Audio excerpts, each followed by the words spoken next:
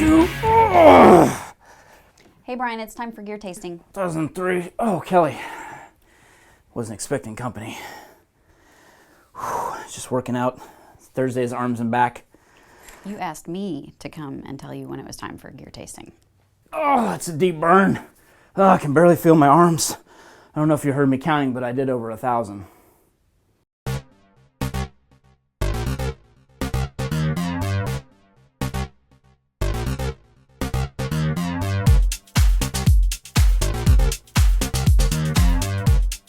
Hey guys, welcome to Gear Tasting. Today we're actually going to roll right into questions because I have a lot of gear to talk about that has to do with the first question that I have. So without further ado, welcome to Questions Over Coffee, brought to you by Ground Support today. This is their Ground Support blend. We're drinking milk chocolate and caramelized sugar with a bit of fruit, full-bodied roast for the regular coffee drinkers of NYC.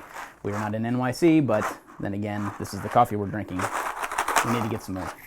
So, first question I have is from Peter F. on Twitter, who asks, "Hey Brian, can you talk about working out in the next gear tasting, your workout, what gear you use, etc." And this is something I've really kind of wanted to bring up, so I'm glad we got a question about it. I've kind of had a crazy routine shift lately. My wife Kelly and I just recently moved, and we have had kind of an upset, or I've had an upset in terms of my routine and working out and things like that. So I've shifted a few priorities. There's been kind of a disturbance in the force, if you will, which has caused me to kind of reevaluate priorities in terms of what I was doing. So I've been working out at a gym near our house, Lifetime Fitness, for, oh God, since 2008 is when I joined. They opened it up. It was right down the street from us, so I love the fact that it was just right there, easy access. They have a pool, which is a big plus in my book. I've always loved swimming. It's one of the things that I can do that relaxes me the most in terms of working out. I can completely zone out, and there's actually some tools I'll show you for swimming that enable me to completely zone out when I'm swimming too. So because of that, it's forced me to kind of reevaluate my routine a little bit, because we moved a little further away from the gym. I can still drive there. That's not a huge deal, but I was paying $72 a month or something like that. So I started to really do a cost analysis on it and found that, in about 2 years, I could pay for home gym equipment. I've got a little bit more space in the garage now, which is where I'm going to set everything up at. So I've really, in the past, probably year, been really looking at Rogue Fitness stuff. I love what they do in the CrossFit community. And while I don't follow completely the CrossFit methodology, even though a long time ago I got level 1 certified, I kind of do my own hybrid of working out. I follow a few CrossFit exercises and things like that.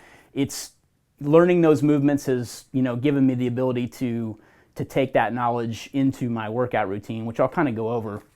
But I've always wanted my own stuff at home, so this has kind of given me the ability to do that finally. That upset or disturbance, so to speak, has really helped pave the way for that. So I'm very excited about that. Even though my workout's been disrupted a little bit, I haven't been into that complete everyday routine as I used to be. I'm still working out, but I'm just trying to find that balance again after the disruption and everything that's gone on with the move. So anyway, I'll get into kind of what I purchased for the home gym, as well as kind of what I take to the gym now, because I've still got an active membership for a while until I get everything in and get it all set up. So first off, what I typically like to do at the gym is I will do kind of a hybrid, like I said, of some CrossFit exercises, but I try to maintain kind of an overall fitness. So I've really been getting into Olympic lifts lately, so snatches and things like that. So one of the things I purchased from Rogue was Olympic plate set, as well as a bar. And I bought a rack that I really thought was revolutionary in terms of big rack systems. So you're typically used to, huge rack systems at the gym. They might have a pull-up bar across the top. But what Rogue has done is they've created one, and I have it pulled up on my screen so don't forget the name of it. So it's the Rogue R3W fold back wall mount. So what it is typically where you rack a bar onto a rack system, this actually provides a fold-away rack system. So it mounts to the wall. It's got 2 pillars that come out that fold in on themselves, so you can literally get it out of the way to have your garage space still. So that's just, in my mind, revolutionary in terms of what's out there. You know, most rack systems consume a large portion of your garage, so I was pretty excited to see them offer something like that. And it's got a pull-up bar across the top that you can just remove, you know, when you want to fold it up. So that fulfilled the need of a pull-up bar, which is something I do all the time. I kind of have a routine that I learned back from my days before I joined the military. So I was doing a routine, the 12 Weeks to Buds program from Stu Smith, who advocates pyramid workouts. So I still do pyramid workouts all the time. And I think I've written an article or at least talked about it in videos before, so I'll make sure we link to that as well in the description below in the YouTube video. But so pyramid workouts, just a quick synopsis, it's kind of a 1 through 10, 10 to 1 type of thing. So as you're going up the pyramid, you're using multipliers. So it's 1 pull-up, 2 push-ups, 3 sit-ups, and 2 dips is what I use as my multiplier. So every level of those, you're just multiplying by those denominations. So first level, starting at 1, is 1 pull-up, 2 push-ups, 3 sit-ups, and 2 dips. Then you move on to level number 2, so that's 2 times everything. So it just goes on till you go up the pyramid and then down the pyramid. It's a great workout. I still do that all the time. I try to at least shoot for once a week doing that. And then I also throw in stuff to warm up too. My warm-up usually consists of either running a mile on the treadmill at the gym, which I've never really liked. I hate treadmills, but I find that I like the variation because I'll either do that or get on the row machine. And I'll try to row at least 1,000. Sometimes I'll row a mile, which is 1,600 on a row machine in meters. So those are typically my warm-up routines. And depending on the day, I'll work in the Olympic lifts and things like that. So I'll work on snatch, or I'll work on hang cleans and things like that in the gym. And recently, Lifetime, and what's kept me there, honestly, the last probably 1.5 to 2 years now, is they finally got some Olympic plates, and they got some deadlift platforms and things like that. So I've really liked that those things are at the gym now. But I'll also do kettlebell stuff. So I have one of these demon bells that I use at home all the time. I really want to get, this is a 35-pound version, but I want to get some more. I found myself wanting the heavier, the next level up. So kettlebells are typically in poods from the Russian terminology, but I think the 35 is roughly the 1 or 1.5 pood. I can't remember, but anyway, that's a little bit of equipment. I usually always have a foam roller at home too. So these 2 things were kind of my staples at home that I would use when I wasn't at the gym. So we did a video on foam rolling too, so I'll make sure I link to that. I won't go into that too much. And then the workout bag that I take to and from the gym all the time is this old Deep Outdoors bag. I think they've been purchased by some other company now. I don't even think they make this bag anymore, but I've had it for years. And one thing I like about it is that the front here has a slot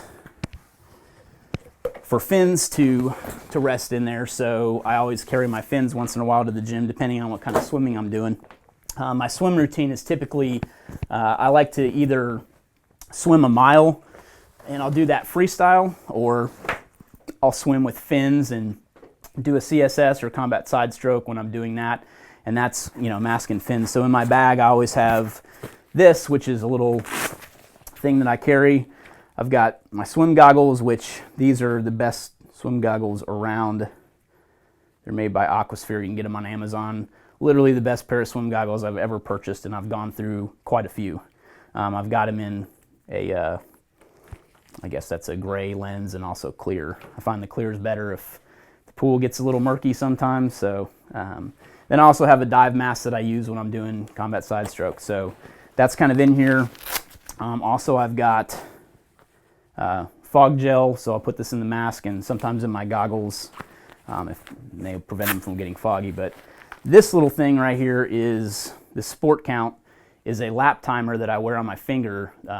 That's revolutionary in terms of me being able to zone out in the pool. So all I have to do is reset this and click it every time I hit a new lap, and it counts my laps for me, which is great, because if you've ever tried to swim for a mile, counting 35 plus laps is annoying as shit, and you always wind up going, oh shit, was I on 23 or 24? And I can't keep count when I'm swimming for that long of a distance. So the sport count lap counter is just invaluable to me. So my pool is 25 yards. So I swim 25 down, 25 back. That's a 50-yard lap. And then, so a mile is 5,280 yards, or no, that's feet. 1760 is the yardage for a mile. So 35 laps. I usually do 35 and then a turnaround, and that's when I stop my timer. So that's 1760. So that's my lap counter from Sport Count. That's been a great asset to me. Picked it up a couple years back, and it's phenomenal. I love it. Then I've also got a pair of old flow hose flops that I keep around just for walking in and out of the pool and things like that. That's always necessary for me. In my bag is, I have a small DOP kit that I take to and from if I'm going to take a shower at the gym and stuff like that. Always carry a towel even though the gym provides one. And then kind of moving away from what I take to and from the gym, there's also kind of what I wear too. I thought that would be something cool to talk about as well. So I picked up these Nike Metcons a while back. They're not dedicated lifting shoes, but since I've been doing more Olympic lifts and stuff like that, I've been trying to find a good hybrid. And if you look at the sole, it's nice and flat, which is what you need for an Olympic lifting shoe. These shoes are pretty, they're pretty popular in the CrossFit community, which is kind of how I discovered them.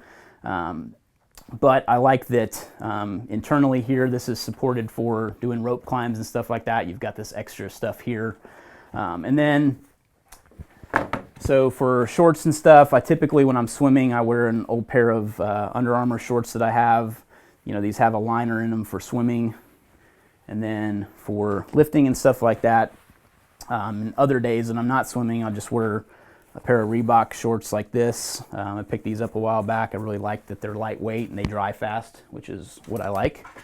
Then shirt-wise, we've done a review a long time ago on dry fire shirts, and I find myself still coming back to these because they resist odor. And that's one of my big hang-ups with a lot of these synthetic materials that wick away sweat, is that they also hold stink.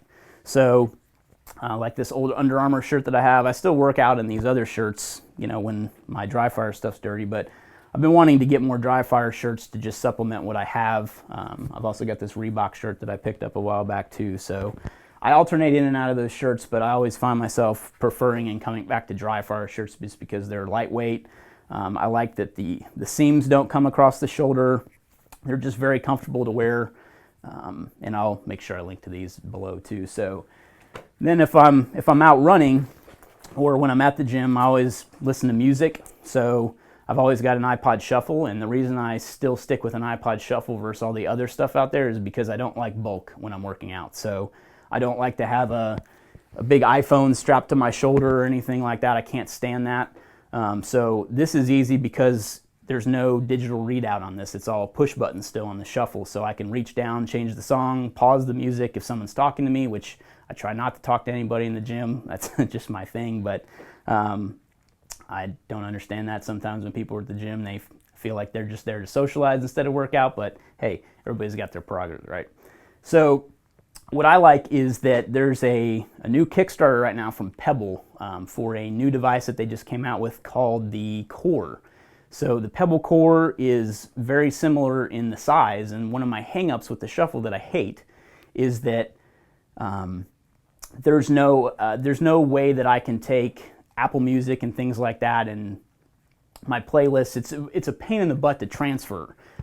So excuse me, with Apple Music, the way they've changed everything, and now they're instituting, the cloud-based stuff, which is fine, but this does not operate on the cloud. This is a completely manual process that I have to sync my music with and everything like that. So I'm looking forward to that, what that Core brings to the market, which is Wi-Fi and 3G capability and things like that. So you can stream Spotify with it, I think is what they said.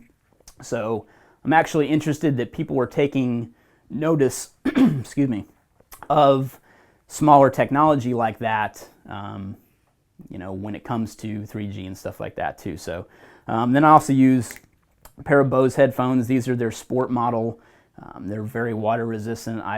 Through the years, I've probably gone through who knows how many pairs of headphones just because I sweat in my headphones and eventually they wind up going bad. So I have been wearing these for quite a while now without any issues.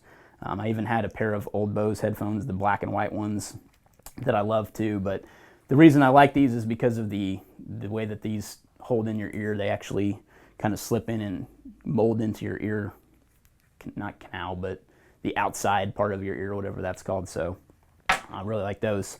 Always have an Nalgene with me as well. Drink water, as Caleb would say. So those are just I guess a quick look at kind of what I take to the gym, a little bit of my workout routine.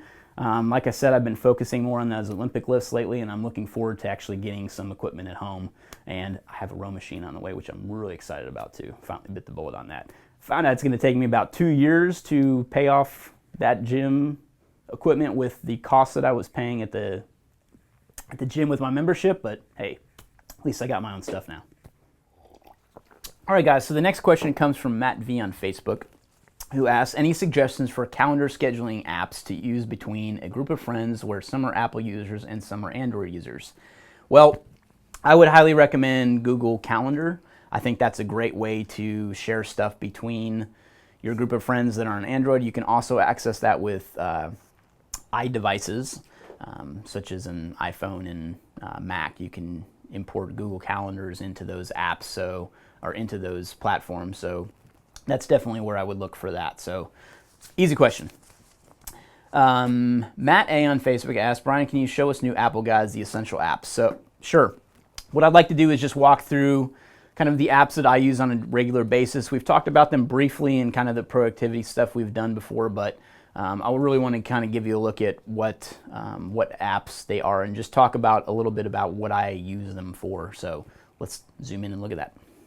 Okay, guys, so just quickly moving left to right, I just want to kind of talk about what I have down here in the dock, and then I want to talk briefly about what I have up in the status bar, but that can be done easily without you necessarily seeing that. And I'm not really going to open apps. I just want to briefly walk through these.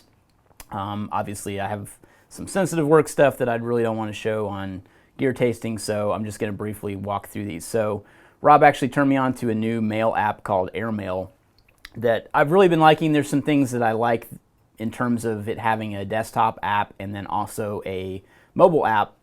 And I like that you can snooze emails. So I was an early adopter with Mailbox whenever that came onto the scene, which was the first app that was around that allowed you to snooze emails, and I use that religiously. So I will snooze emails to get them out of my inbox and out of my to-dos until I want them to surface again. And that's one of the most revolutionary things in email that's come around yet, is in my opinion.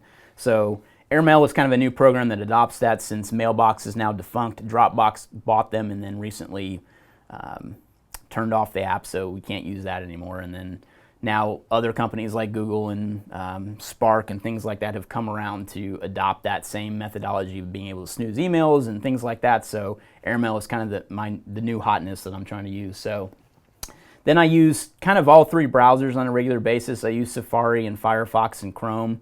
I typically find myself defaulting to Chrome. That's kind of where a lot of my bookmarks are and things like that. So I like that because they can sync over Google. Again, we were just talking about the Google being able to sync over multiple platforms. Opera is there just for beta testing. I don't quite use that on a regular basis. Some of these others are built-in Apple apps that I just haven't removed from the dock, such as Contacts, which I actually do use on a regular basis. I like that it syncs with iPhone and stuff like that. So I have a living record as well as being backed up of all my contacts. So if my iPhone ever craps out on me, I can just refresh that with a backup and all my contacts will still be there. Unlike the days of old cell phones where all your contacts would get deleted if something happened to your phone. I don't so much use Skype anymore. We used to use that for intercommunication amongst the team, but we have now switched to Slack, and Slack is phenomenal. I can't recommend that enough. Still use iTunes for my music. Don't use Photos anymore. I should probably get that out of there. Don't use Aperture much anymore either for photos, but I do use my built-in Apple Calendar still to sync amongst Google Calendars and other things like that. I still use Lightroom on a somewhat regular basis. That's an Adobe product, as is InDesign, Illustrator, and Photoshop. I still use those even though I'm in the old school 5.1 still. I still have not moved over to the recent versions they've offered. You know, now everything's kind of in the cloud with Adobe, so I just haven't had a reason to move to those yet. I'm still kind of primitively working in the older versions. Then terminal I use to access some of the command features for Mac, but that's kind of an aside for essentials, I would say.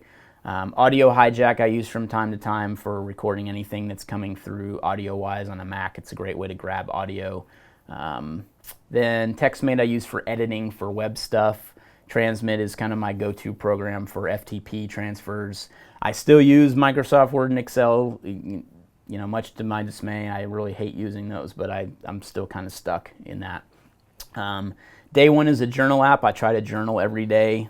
Some days I do, some days I don't, but I recently stumbled across this app and I really like it. I've only been using it for a few days now. I was journaling inside of Evernote and now I've kind of switched to day one. I like that it has reminders that tell me, hey, dummy, you need to journal today, so I like that. I use 1Password for almost everything to manage my password stuff. I really like that. I would say that's an essential too. Omnifocus is probably the essential app for me. I'm a productivity nerd. I've talked about David Allen and GTD on gear tasting before, and Omnifocus manages my life. So there was an old 80s movie that was around where someone lost their day planner and like my life was in there, and if I lost my Omnifocus, I would feel the same way. So Evernote is where I keep kind of the archive or the documents that kind of help out with the day-to-day through OmniFocus too, so Evernote is absolutely an essential app for me too. I do a lot of writing, both with articles on ITS and other things, and I use Scrivener and IA Writer for some of that. IA Writer is a great way to write without distraction, so it completely blanks out your screen and you're just left with what you write. Still use TextEdit for a few things too, and then that is pretty much essentials. Sometimes I'm either listening to music over headphones like this. I have Bluetooth headphones that I really love from Jabra that don't really have a model number on them, but anyway, I like them a lot. I read about them in a review on Wirecutter and I've completely fallen in love with those headphones. But other distraction type things that I use to help keep me focused are not only music through headphones, but there's an app called Tivity that I really like, and it kind of pops up in the status bar, and I use it all the time, and what it simulates is just background noise of a coffee shop with people talking, and I don't know what it is about that, but I can completely zone out with that, and it helps me focus for some reason. And then there's also another Mac app called Caffeine, and since I drive a monitor with my laptop, sometimes the screen will shut off on me, and if I want to keep it on for things like updates and things like that, Caffeine is like a one-click deal, and it'll just keep your screen active and it won't go to sleep. So those are kind of my core functionality with a Mac. I also use a couple of folders to kind of help manage things. So everything that gets downloaded dumps into a folder called Inbox.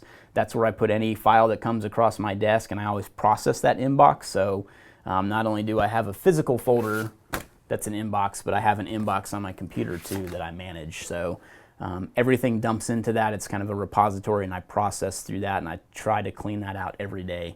So that is kind of a walkthrough for what I would deem essential apps. I know I only briefly mentioned a couple of things that were essential. So for me, OmniFocus, my day one journal, Evernote, a browser, a good browser. I like Chrome. Slack is key to me. iTunes is key to me, as well as a calendar app is also key. And then I like the fact that Airmail has a desktop app, so I'm really leaning towards running that because I've typically, I have 5, 6, 7 email addresses that I check on a regular basis, so having all those open in browser tabs is just a pain in the ass with Gmail. And you can do that, but it's very consuming inside of a browser window, especially when I'm trying to do other things for work. So I like that I now have a solution with the app, and you can see my emails are filling up while we talk. I went from 6 to 12 in like 2 seconds. So anyway, got to get back to email. Hey guys, thanks for watching Gear Tasting. Remember to pick up your Gear Tasting mug. We have a link below in the description, and help support the site and Gear Tasting if you're liking what we're doing. We also have the ability for you to join our membership, which is linked below as well. So consider please joining the membership and allow us to give you back something in return. Again, thanks for watching Gear Tasting. Use the pound tag Gear Tasting on any of the social media networks if you got a question, and we will get them answered. Thanks for watching.